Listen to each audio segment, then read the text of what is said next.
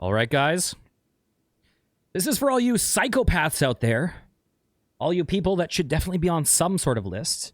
Because I started this game, and I recorded a few videos of it. And I had people popping in, being like, oh, man, I just found your channel from this video. Great video. I had people saying multiple videos. Great video. I sat there flipping this for hours, and people like it. So this is for all you people that actually enjoy me slowly watching paint dry while getting more and more defeated. So let's be psychopaths together. Please don't put me in a manifesto and say, like, Curly said he wanted us to be psychopaths together. It was a turn of phrase, okay? All right. Let's get flipping. We need to get heads 10 times in a row. And we don't have a lot of chance right now. So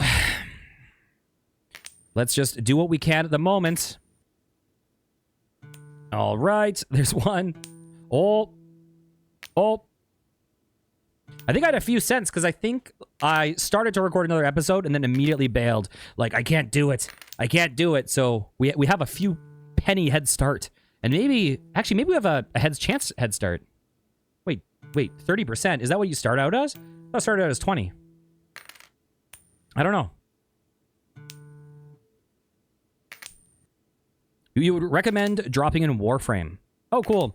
The problem is I generally only play things really for stream for the most part now. And I forget so much about the game, and I like showing off the story. And the fact that I'd be jumping in mid-game, it just makes it like, I don't know. Unless you can just start New Game Plus like at any point. Then that would be cool. All right. So, we have to get 2 more endings. One is a 20% ending, which I think was like reunite with an old friend or something. I don't know what that is. Oh, I'm guessing that's a character from another game by this developer. And then the other one we have to do is the winning one that we only have a 10% chance of getting. So that's going to be painful. This is our 100th flip. Oh, no. Oh, no. Oh, flip time. May as well get that. That's good.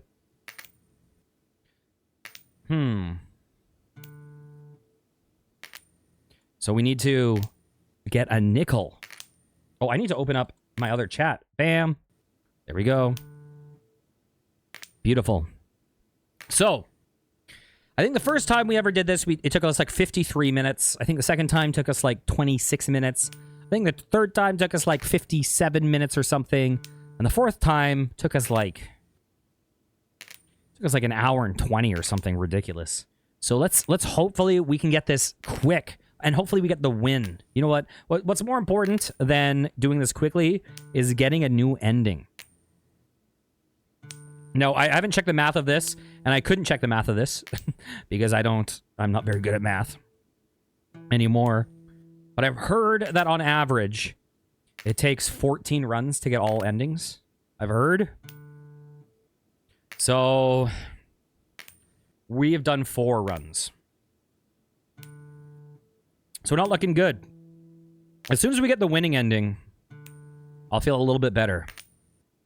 Because there's twice as high of a chance for the other ending than that one. Okay, we need that 25. Come on. This is a big one. All right. Yeah, so I think that maybe going forward, this might be the game that I... Ooh, yes. This might be the game that I play when I have a bit of time left in stream. I don't want to start something completely new. Get a run-in of this, and then hopefully our will doesn't get shattered. Hopefully. Okay, what do we want next? Heads chance or coin worth? I always hit this question.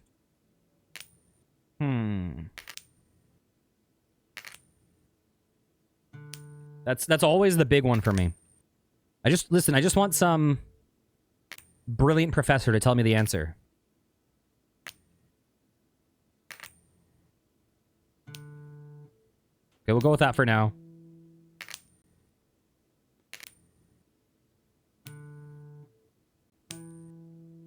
Probably should have done coin worth, to be honest, but I don't know. I never know which one to prioritize. I go back and forth in my head. But those two are the big ones that really stand out to me. I saw in the speed run, I think the only one they ever upgrade is like flip time, because they get it so that the luck is they get it so that they are on like the perfect seed for luck. So then the only thing that really benefits them is the speed. But for me, that's my last priority. Okay, farewell, Wild Potatoes. Thank you for the raid.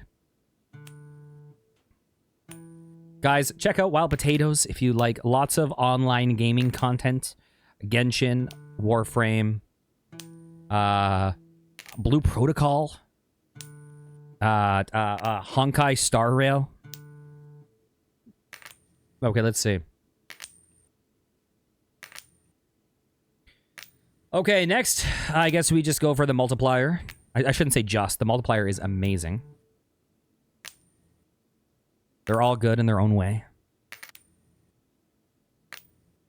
I believe, though. 69, 79. Nice. We can do this. I hate... Oh. Oh. I think we got the multiplier just in time, maybe.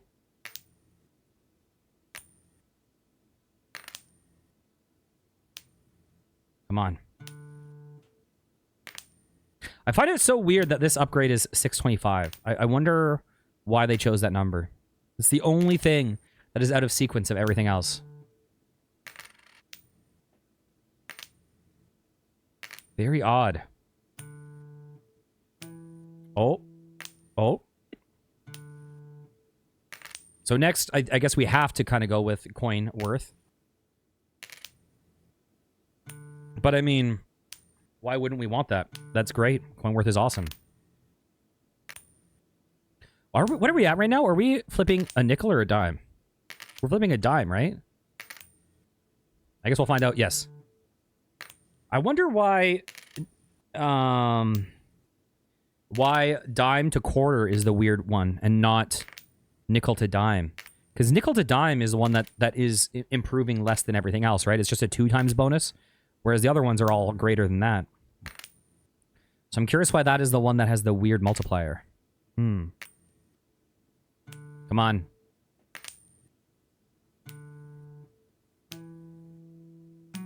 Oh. Oh. It is always, once you start actually getting runs happening, though, like, this game is painful because you get, like, no combos. But once you start getting the high chance, all of a sudden, you get the hope, right?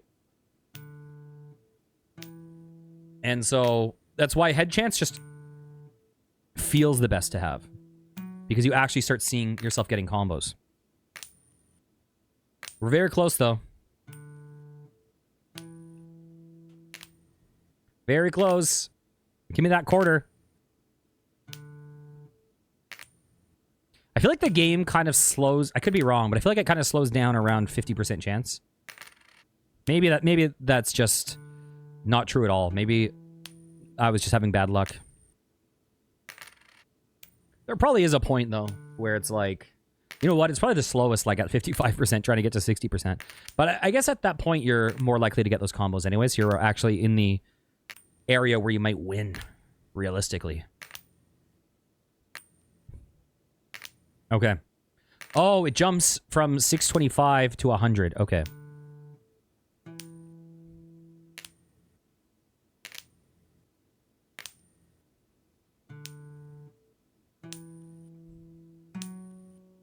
Yeah, very weird that they didn't just make it cost $10.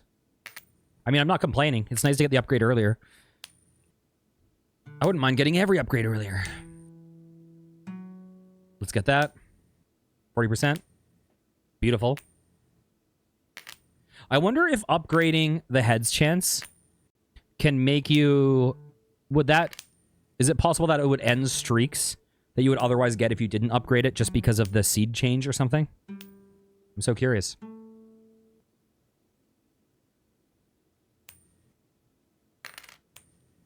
Nice.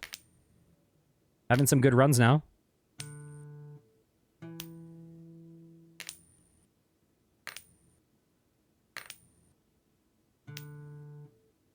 Oh, may as well get that. So for everyone confused, top option that we can buy is the probability chance of flipping heads. Second is lowering the flip time. Third is adding a combo multiplier for each successive heads you land on. It gives you more and more proportionate money. And the final one is just the base coin that you're flipping. I've deemed that this is the best place to put my face cam, but you know, it's still this game doesn't really have any perfect spot. Except for maybe in front of that guy that's drinking milk's face. Okay. Let's get this combo going.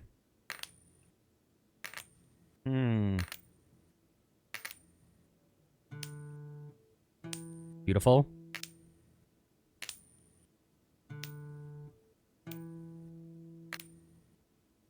Come on, we need more. It's good that, so when we get 2 in a row, we get $1 currently. Flip, please.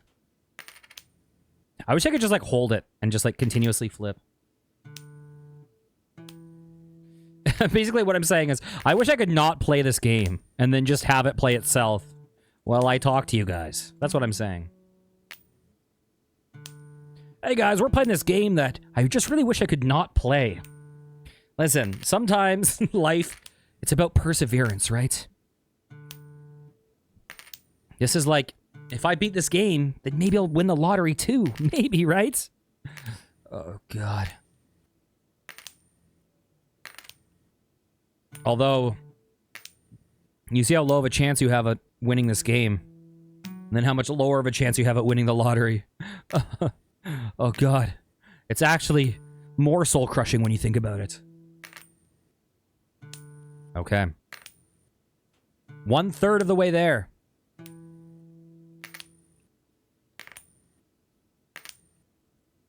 Yeah, it's always like when I see how rarely we get these combos, it just makes you want to get the probability more.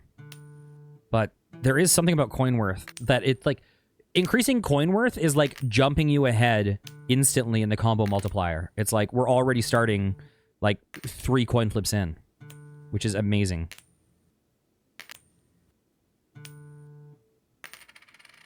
Well, and that's just like 1 level. 500th flip. I think in the past we've won like a little bit past 2,000. That makes sense because we're at almost 15 minutes. And we've won a little bit before an hour in the past. Although, our flips are getting faster.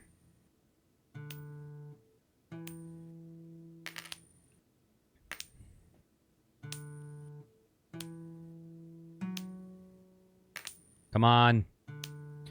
Oh. Yeah, this stretch.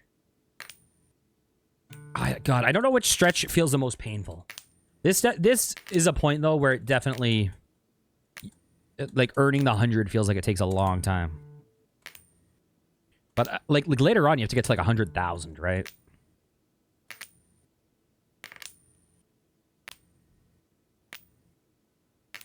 Oh, bad pattern.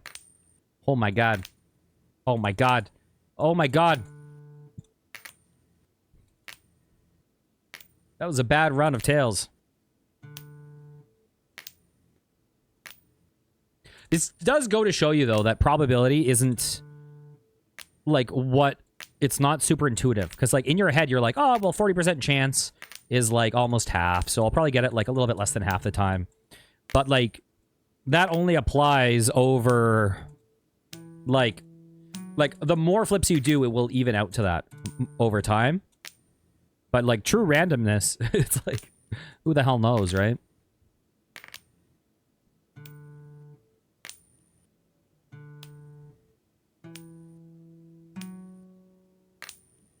All right. Come on. Oh. It's going to be weird, though. You, like, obviously, best case scenario... Well, it depends. Best case scenario for the story would be to get the the non-winning ending that we haven't gotten, and then getting the winning ending as the final one. That's the best story. But for ease of, just like for easing our heart, we want to get the win as soon as possible, just because that's the hardest one to push for. I say hard. Hard is not the. You know what though? I did find out that people do cheat this game. They get to the flip number 9 or whatever, and they copy their save aside, and then plop it in the save folder. Flip. Oh, didn't work. Quit the game. Copy it over again. Flip it. Oh, didn't work. Copy it over again. I guess so. People are like, yeah, oh yeah, you can get this achievement in like 10 minutes. All the achievements 10 minutes easy, just by using that strat.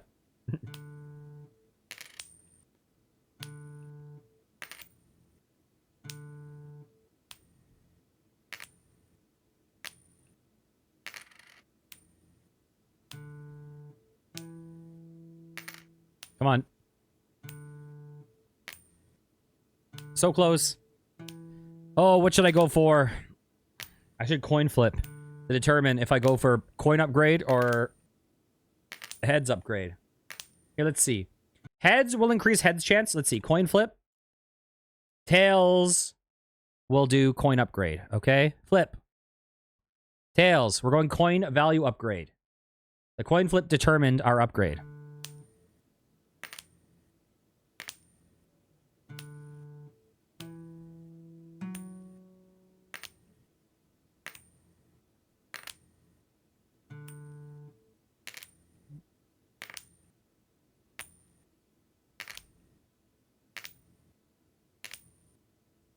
Please. Please. Have mercy on me. Oh. Oh. One more. Okay, 2 more. I lied.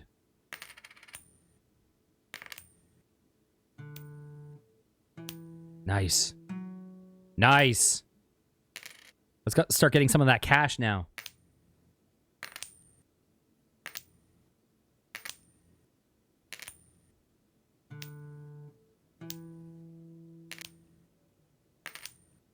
So these other upgrades should take substantially less time now. Oh my god. Look how much faster it is.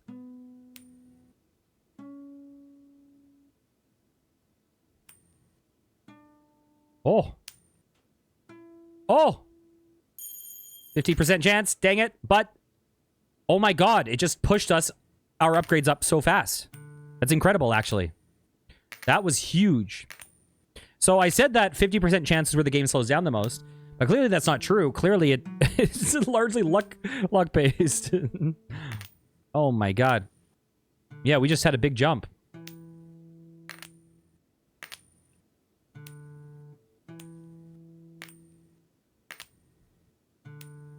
Down, down.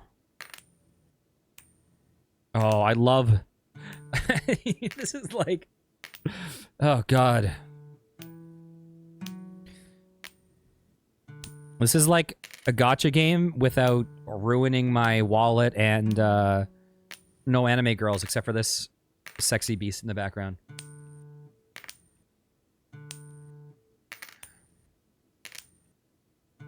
Oh, that was such a good run, though. And we're already a fifth of the way to the final upgrade.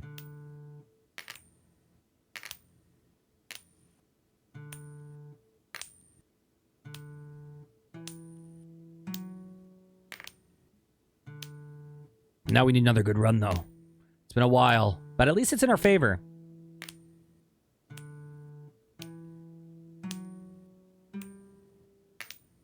It is funny, though, that, like, you don't really see yourself making financial progress until you start getting in the, like, 7s of combos. Like, 4 feels like, oh, it's a good combo. 5 feels like a good combo, but you're not actually seeing that much progress. Like, it's once you, like, 8, 9. You need to basically almost win to really jump ahead.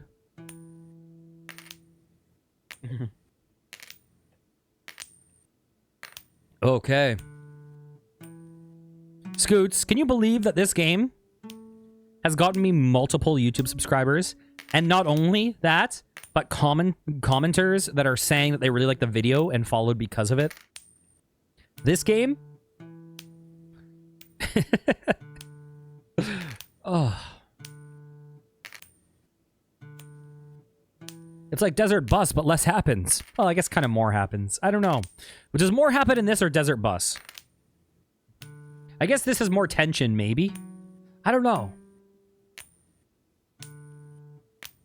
I don't. Not with this. There's nothing. The commentary always just devolves into, oh, please. Oh, no. Oh, close. Oh, bad. And then it always devolves into meta commentary about how there's nothing to commentate about. And then it devolves into meta commentary about how there's meta commentary. It's just like we're zooming out. Oh, it's like that scene in Men in Black or whatever, where you see the universe in marbles. I don't know about that. I appreciate the thought. I wonder who's having more fun, me or that guy in the background drinking that milk.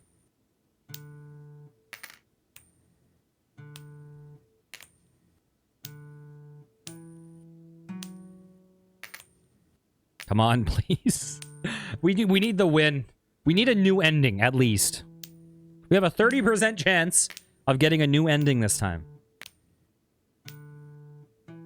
I mean, technically we have less than a 30% chance because there's always the chance that we literally never get the combo. But assuming that we finish the combo, I'm going to assume there's a 100% chance that we get an ending. Which there isn't really. But let's say there is. Oh, you think that guy is actually like he's drinking like melatonin or something to calm him down because he's just so jittery with excitement? You know why this guy's so happy? Because I think this game's a one-player game, but it's actually a two-player game. Every time he lands on tails, he's getting rich. So he's just like, dude, flip that coin. Flip that coin, bro. Go for it.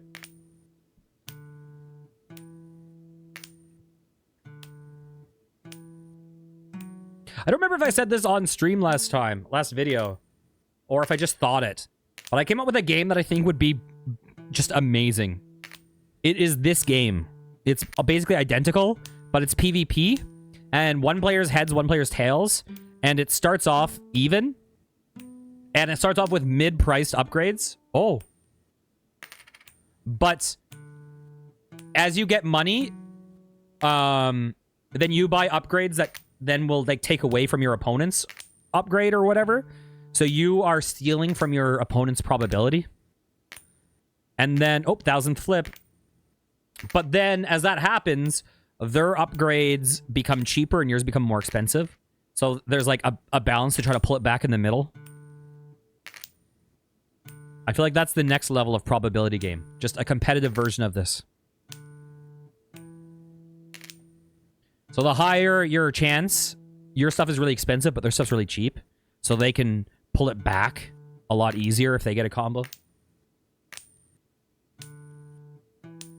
But it would also be, that would be a cool game for them to do like data collection on the stats of like who wins. Although I guess if people were hacking it, they could ruin it. But to see like, oh, whoever gets the first upgrade, the first probability upgrade, what is their chance of winning after they get the first probability upgrade and things like that. I think you could do some like cool stat stuff.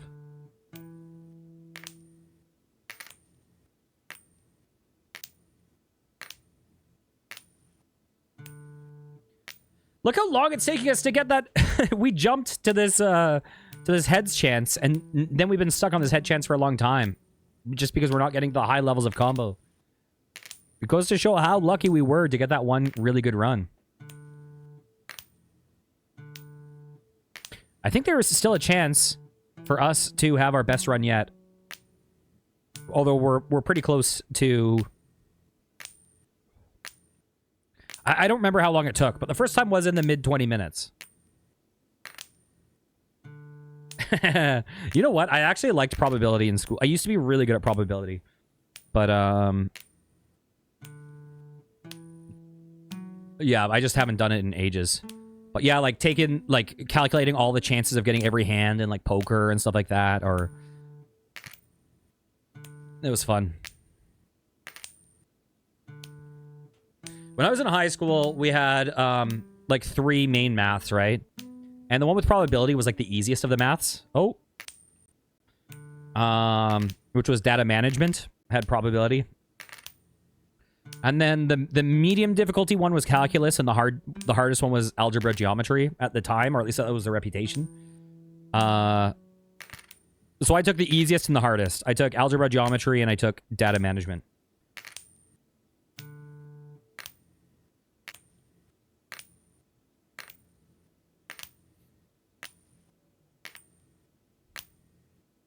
But yeah, data management was like a breeze. It was like an easy A.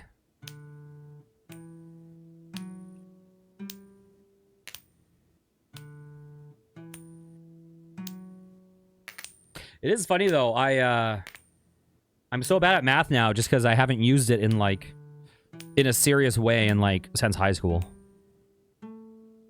You failed calculus twice. I mean, I've heard some schools, like a lot of schools, I've heard calculus is the hardest math. I just know that at our school, algebra geometry was considered the hard one. I don't actually. I know that like with the sciences, we had physics, chemistry, and biology was considered the hardest one. I took physics because I was the most interested in it. I think a lot just had to do with the curriculum that the teachers made. But biology was like considered the like super brutal one.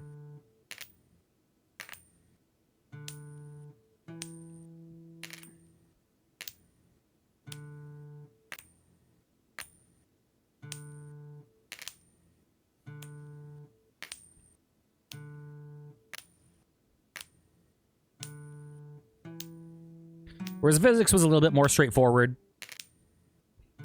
You dropped out of engineering school to major in bio. I know that in our school, like, physics was a lot more like, you know, you learn the formulas and then you can kind of plug them in, and, you know, if you have a good grasp on the understanding the formulas, then you're fine. Whereas biology, I think it was a lot more like rote memorization. Like, you had to memorize so much info. It was just like, and it was a lot less like, learn these simple tricks to be good at math. And it was more like, here's just a ton of information and exceptions and...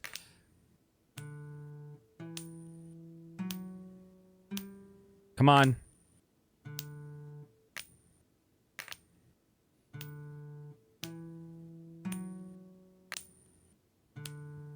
So, last night... I don't even know what that is.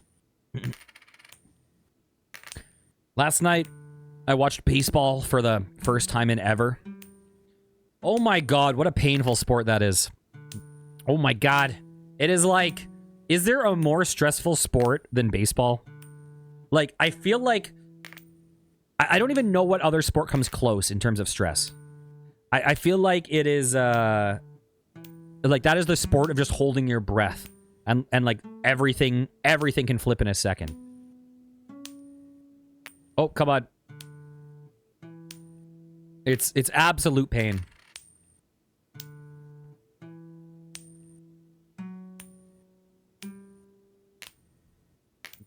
Oh, God. Like, what is the second... What is the second most stressful sport to watch? I don't even know. Like, I was thinking, like, maybe American football, but I received firm disagrees. But I feel like there's something about the one-on-one and the weight. And just the, like, one error. But I feel like hockey has so much... I feel like any sport that has so much nonstop action is inherently less stressful. Although, yeah. I don't know. Maybe that's just me. I feel like there's something about sitting with the weights. Whereas hockey is like so nonstop action-packed.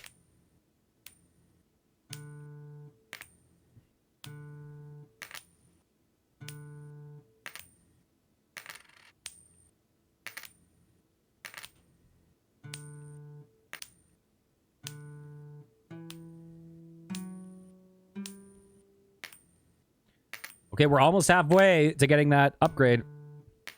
Yeah, I mean, that's the thing. Like, I was watching baseball last night just because I'm Canadian.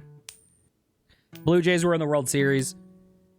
So it was just like, okay, to witness the thing. But I'm like, man, I was stressed as all hell, and I'm not even invested in it. Like, if you're like a longtime person that's like, it's been decades since we've had a win, you know what I mean? Like, if you're like, I just can't imagine the anxiety watching it, because I was having those like, oh my god moments, and I don't even fundamentally care. So it's like, so for me to experience those feelings,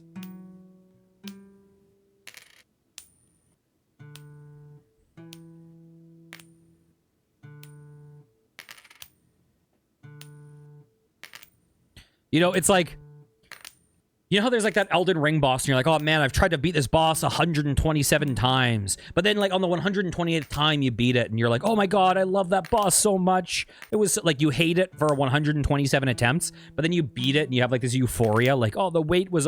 Now imagine that same thing, but it's decades long of wait. Like you have a kid and then your kid grows up and they have a kid. And that's how long you're waiting for this win. Just that level of, like, I can imagine the level of euphoria is pretty huge. And especially when it's like all your friends are watching, like there's a cultural moment, like it's a big old Fortnite event. But oh my god, I'm like, I can't do this to myself. I can't do it.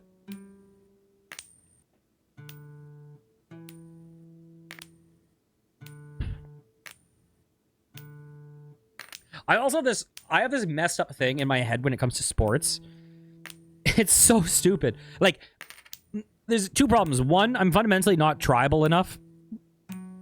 And two, and because of that, I like, you know, you always have these moments where it's like, oh my god, they could have won, but then this one guy missed the field goal or whatever. And then that guy goes down in history as like the person that failed the city or whatever. And in my head, I get so stressed out for like these players that I'm like, their life will be boiled down to this moment for some of them. Like, it's to me, like, the level of stress that these people are experiencing must be insane. And then when things go wrong, I feel so bad for them, even if it's not the team I'm rooting for. I have this like part of me that is like, I can't imagine being like having to carry that with you for your life, and for people to just like resent you for like a kick that was slightly off or something. It's like, oh my god.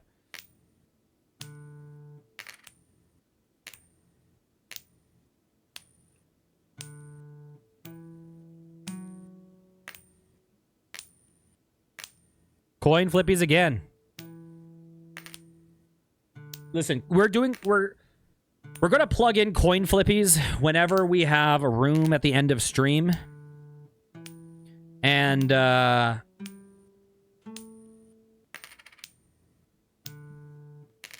you know, until we win.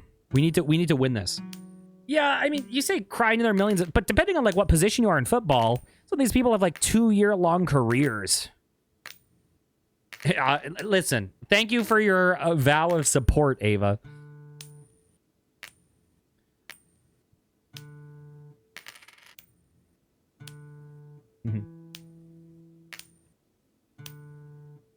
Listen, I will prove you wrong with the will I can exert over this game.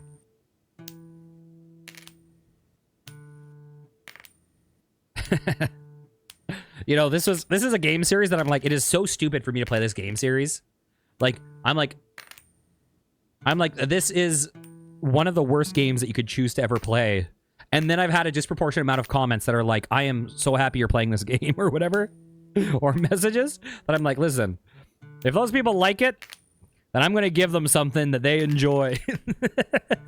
Because, oh my god. This is something. Oh.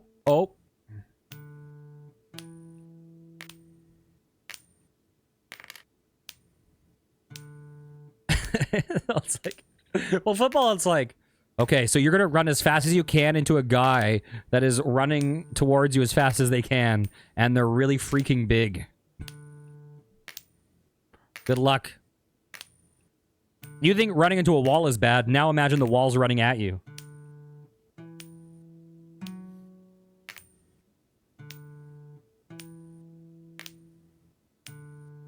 It's like Red Rover, Red Rover. We call everyone over.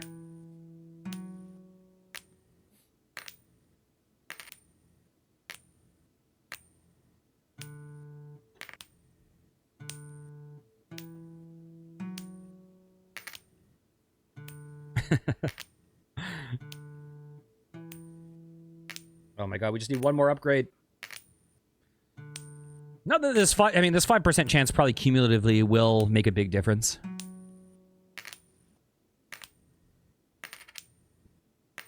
Oh man, it's so funny that we just had one really, really great combo, but it jumped us so far ahead. What movie? I just flipped a coin for 36 minutes, and now I'm sad again. Oh, I know The Road.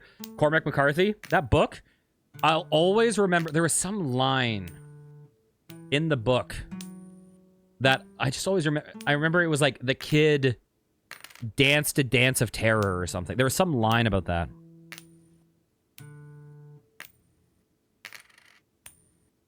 Without spoiling it. But you know the scene. Man, The Road has... The book, especially... I can't remember the movie that well. But The Road has some descriptions of, like, what is going through the man's head. And it's like, it is max depression. So depressing. I've read three or four Cormac McCarthy books. The Road... And then I did 3 of his old ones. Just because they were shorter.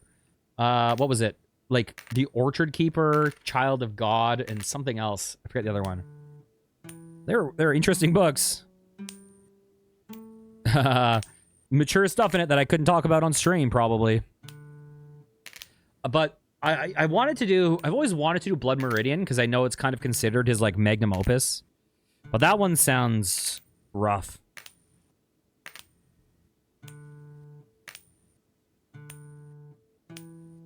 I have seen No Country for Old Men, though, and that is I like that movie a lot. That movie has some real tension. That movie has a couple scenes that are like some of the more tense scenes I've seen. Really? The book or the movie? You should tell me on in Discord why you hated it. Well, unless you can say it's spoiler free. Yeah, I've never checked out the book for that.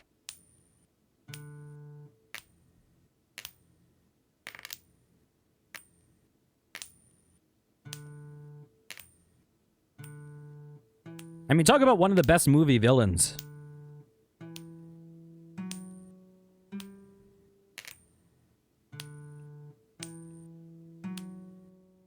Or most iconic.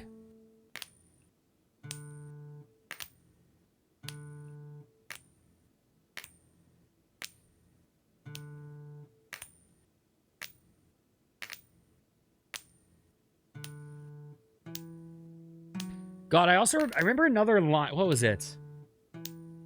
There's a line in The Road that was also something about, like, I think there's a scene, this is not a spoiler, but they're basically starving and they're eating, like, a rotten corn that's been, like, chewed by rats. Like, it's whatever, some dark post-apocalypse stuff.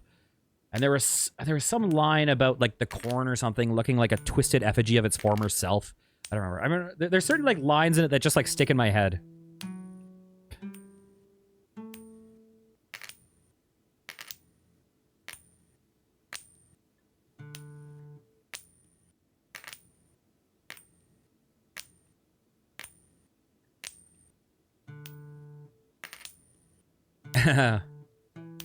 I mean, it's simultaneously, like, maximum stressful and also somewhat it's like anticlimactic or anti-cathartic at the same time. Maybe it is climactic, just not cathartic. I don't know. I don't know how you would phrase it. It's hard for me to describe without spoiling it, so that's pretty much as much detail as I can get into.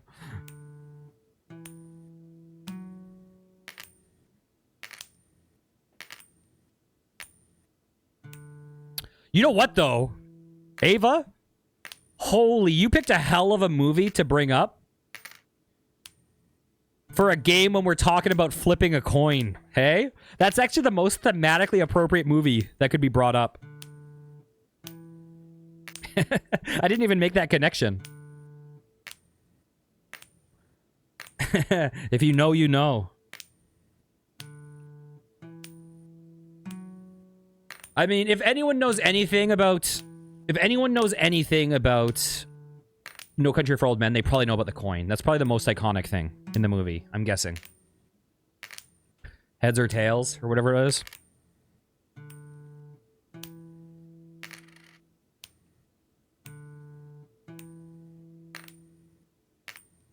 I feel like...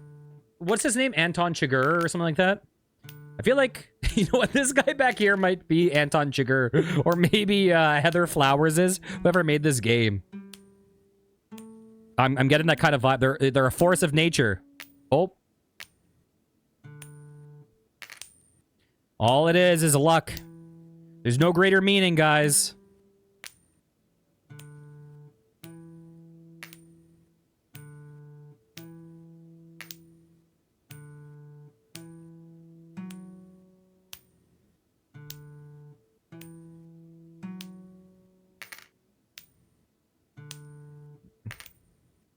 Do you ever see Sicario?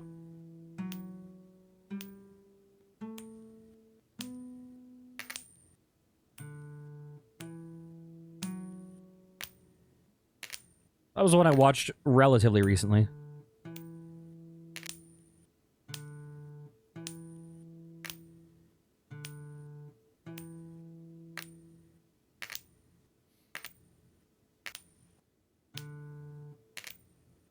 I feel like Sicario 3 is like the Duke Nukem Forever of movies.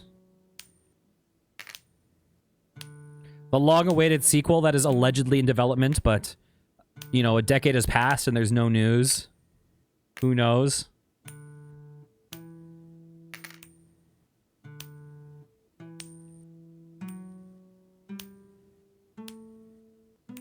Oh. Oh. Uh-oh, uh-oh, uh-oh, no, no, no. Uh-oh, uh-oh, uh-oh, no, no, no. Bow, ba-da-ba-ba-da, bow, ba-da-ba-ba-da. I've never seen Forrest Gump. Never seen it. I know how you feel about Tom Hanks, though. Yep. Listen, there's many, many hyper-iconic movies I've never seen. Here's some of my worst of movie stats. I've never seen any Godfather. I've never seen Pulp Fiction. The only... oh, God, why am I blanking on his name? Oh, God, one of the most famous directors ever. Did 2001: A Space Odyssey, The Shining. Oh, my God. Why am I blanking? Oh, Stanley Kubrick. The only Stanley Kubrick movie I've ever seen is freaking Spartacus, which is the most like, if you've seen only one movie, why is it Spartacus? Yeah, never seen Clockwork Orange, never seen 2001: Space Odyssey, never seen The Shining.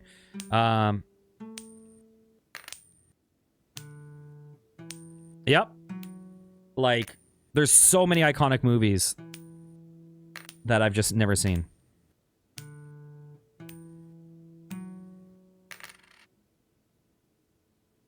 Clockwork Orange? I want to see it, for sure. I have wanted to do, like, a Kubrick binge. And then it's weird, because I've seen 4, well, technically 5, Lars von Trier movies. Like, why have I seen a bunch of Lars von Trier? Oh, Spartacus. I mean, the Spartacus love song, I think, is kind of iconic. I saw that show up. I saw, like, jazz bands. Like, I think, like, Stan Kenton's band did, like, the love song from Spartacus. Things like that. And literally the only thing I remember from Spartacus is the scene that everyone remembers from Spartacus. I saw that when I was quite young. Yeah, I've missed a lot of really iconic movies. It's funny though, whenever Kay's always mad at me for the most random movies I haven't seen. Like, it's never like, you haven't seen The Godfather? For her, she's always like, you haven't seen Super Troopers? Who even are you? You haven't seen Clerks 2? What's wrong with you? Like, it's always like the most random. Yeah. She doesn't judge me for the movies that are like the iconic pillars of film.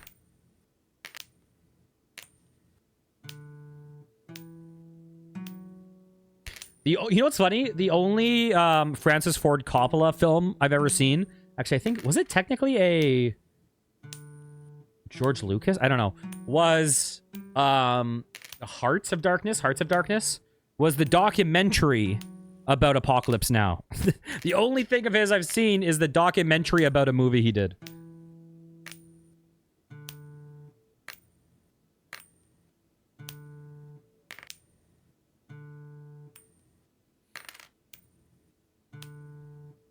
I'm not super mafia guy, but I feel like I gotta see that movie at some point.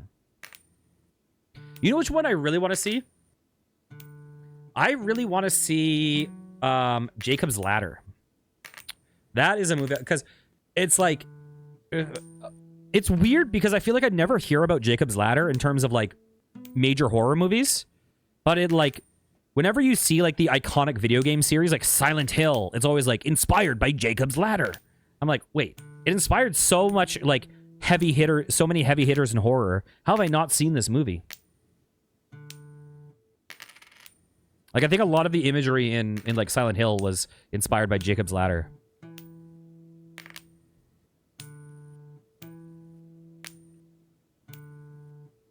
You know what else I need to see? Die Hard. I gotta finally watch it this Christmas, okay? I just gotta do it.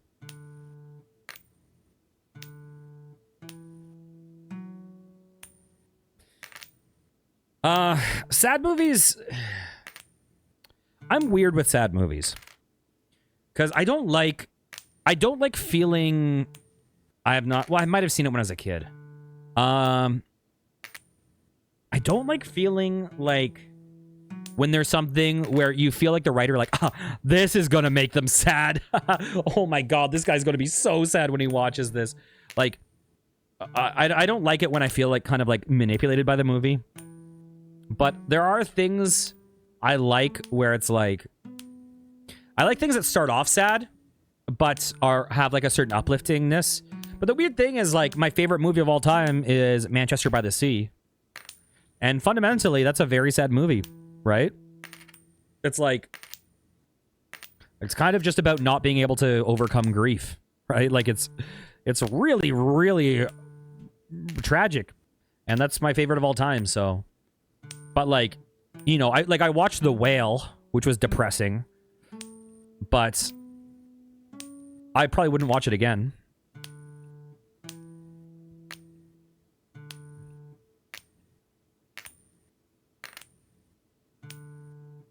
Like, I thought it was a good movie. I thought it was really well acted. I thought it was really sad, but I wouldn't seek out that movie again. But like, you know what though? The thing with Manchester by the Sea is there's moments in that movie with multiple characters where I'm like, I have been that person in that moment, or I have seen that person in that moment. Like, the acting in that is so unbelievably real. It is actually mind-blowing. Like, such an accurate depiction of someone undergoing shock. It's just so good. Everyone always talks about the Michelle Williams scene in that, which is amazing. I'm not trying to diminish that at all. She's great. But Casey Affleck in that scene, for me, is really impressive to me, right? And I think she gets a lot of credit for that. I mean, he did win Best Actor. But she gets a lot of credit in that because hers is a lot more, like, emotionally cathartic and, like, devastating and showcasing emotion.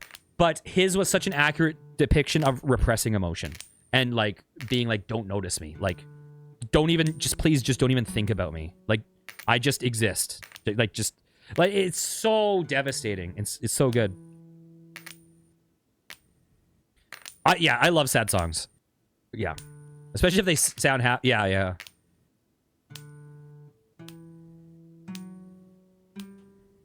Yeah, I mean, when I was in university, my, you know what? Let me put this on. Boop. Here.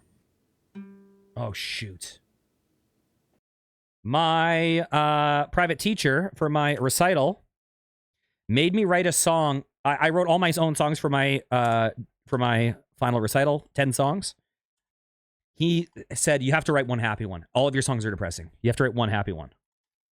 So this was my and then the person in the band told me, that doesn't sound happy, it sounds psychotic. This was the one happy, so let's see.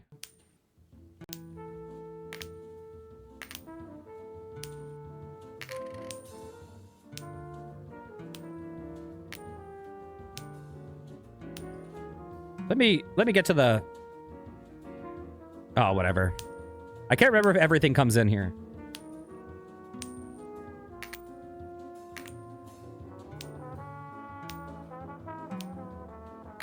Like, it's not that happy, really. Is it? It's not.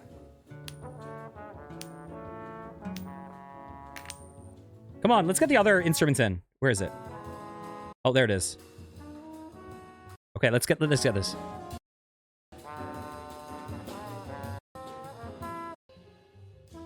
Here we go.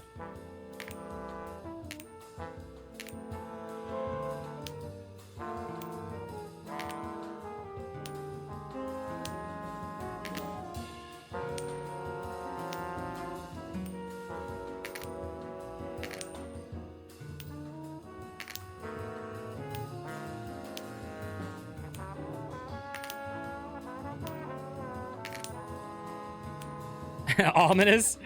Yeah, psychotic, ominous. For me, I'm like, this is the happiest I can make.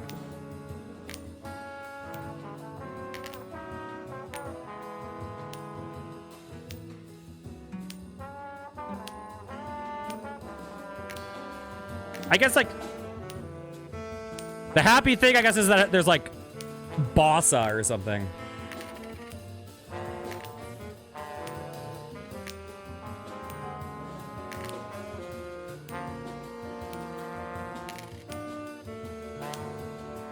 Oh, yeah, the last chord. Ba-doo-da. But, like, my other songs were, like... Here, let me turn this up for a second. Like, way more depressing.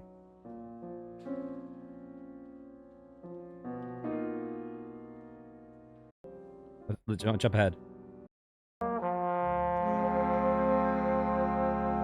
Okay, where is it?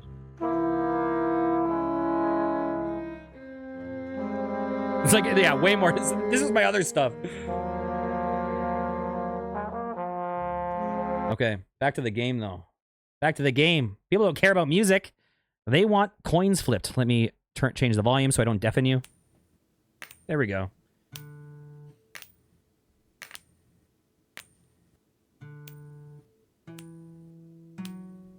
And it wasn't even like setting... I wasn't like...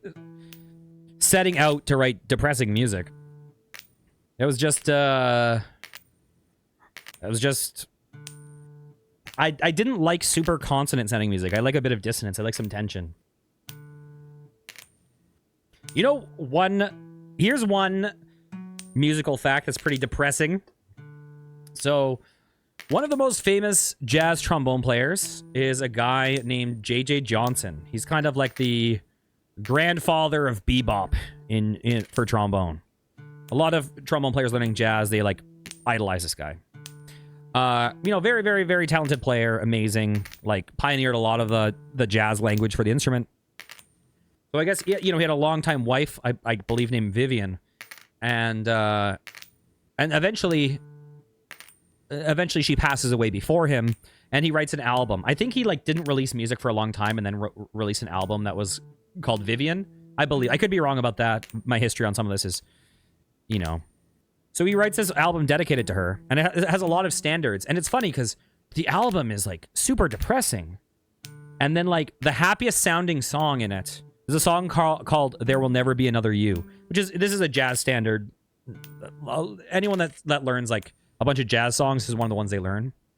But like the happiest song is there will be many other nights like this, and I'll be standing here with someone new. There will be other songs to sing, another fall, another spring, but there will never be another you. There will be other songs that there will be other lips that I may kiss, but they won't thrill me like yours used to do. Yes, I may dream a million dreams, but how can they come true if there will never ever be another you?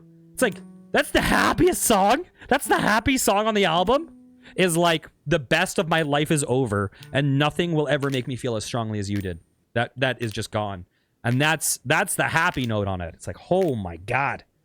Oh my God, tear my heart out, dude.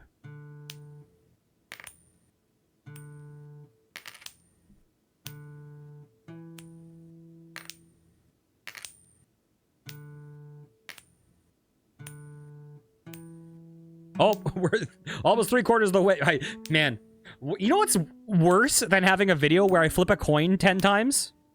Or 10,000 times? Oh. Is a video where I flip a coin 10,000 times and talk about depressing things. Oh my God. Who thought about that? Okay, let me adjust the volume even more. Okay, we're getting close.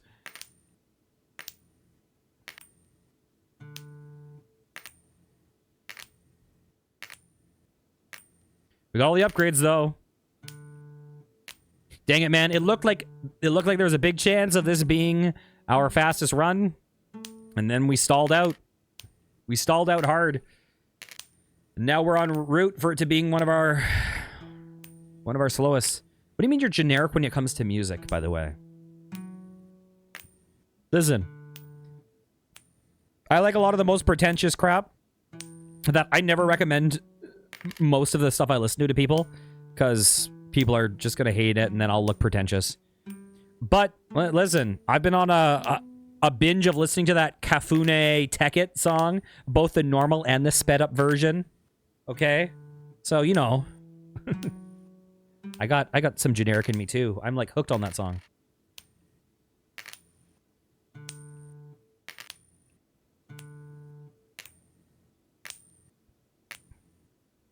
I also got a little hooked on Thank You Next when it came out.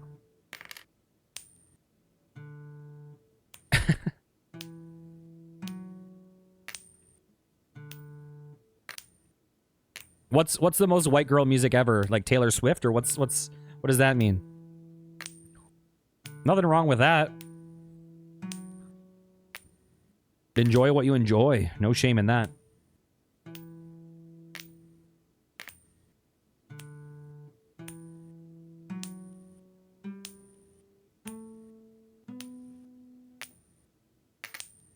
So now, the amount of money we have doesn't mean anything.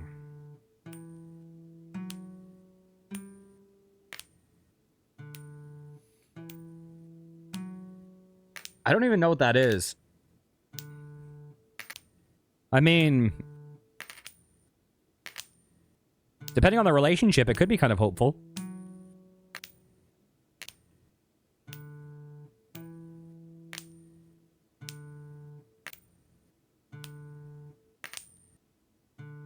Come on, we gotta beat this. We gotta get this ending.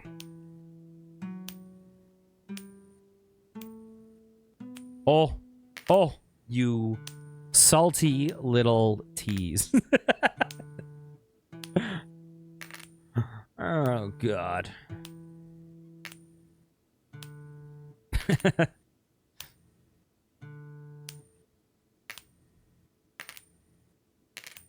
Okay. We're at that phase. It's been an hour. We gotta get 2 more endings. We only have a 30% chance of getting a new ending. We only have a 10% chance of getting the real win. We currently have more tails on the board than heads. By far.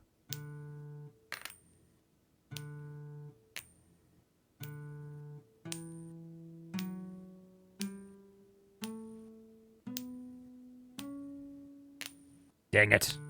The hope.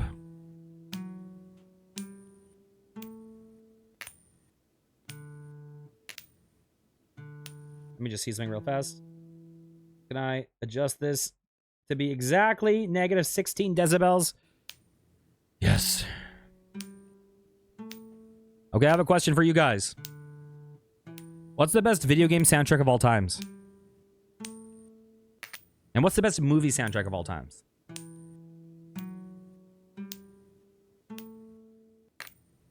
I have the nerdiest movie soundtrack on my list.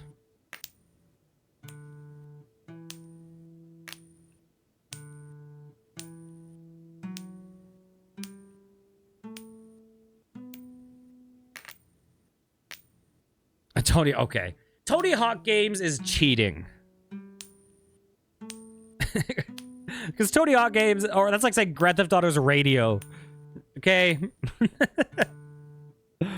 I feel like that's oh my god. The Ace of Spades.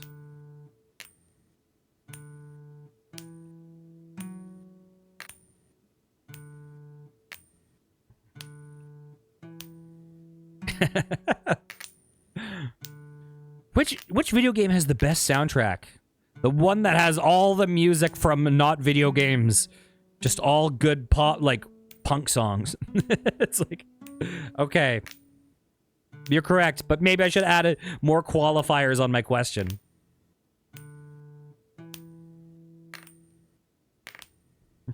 But you know what? It is a good answer.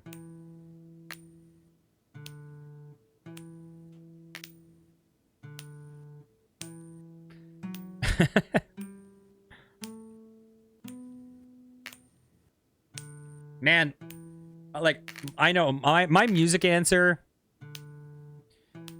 My music answer gets a lot of hate, but I think it gets undue hate. You really like the OST of Elden Ring and Dark Souls 3? For me, oh god, I've actually never listened to the Nier Automata soundtrack. But here's the thing, like, Square Enix soundtracks are next level. Like, for me, I have to say Final Fantasy 13. I get a lot of hate for that because people hate Final Fantasy 13. But I'm like, do you hate it because of the soundtrack or do you hate it because of the game? Because the soundtrack is so good.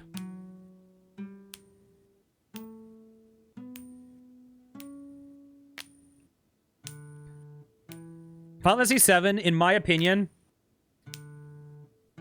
Final Fantasy 7 is up there. Like, have I played, wait, what yet? Oh, Nier Automata? I haven't played Nier Automata.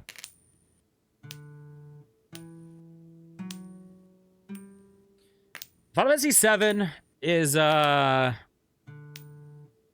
top 2 Square Enix soundtracks.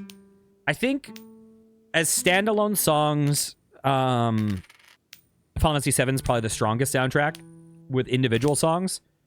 But I like Final Fantasy 13 as a complete package because it builds on itself so much. It has a lot of self-reference and development and recurring themes. So if you listen to it as an actual OST, it's so good.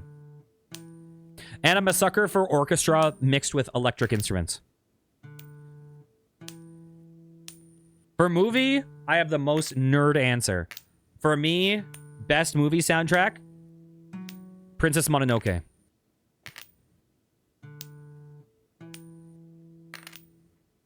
You know, I do want to play I do own it. I've been thinking about playing Nier Replicant, but my only issue is that they're super long games.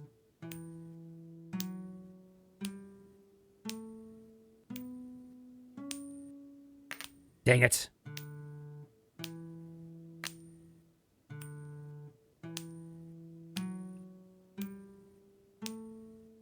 And for best anime soundtrack, oh, it's an ending. Is this new?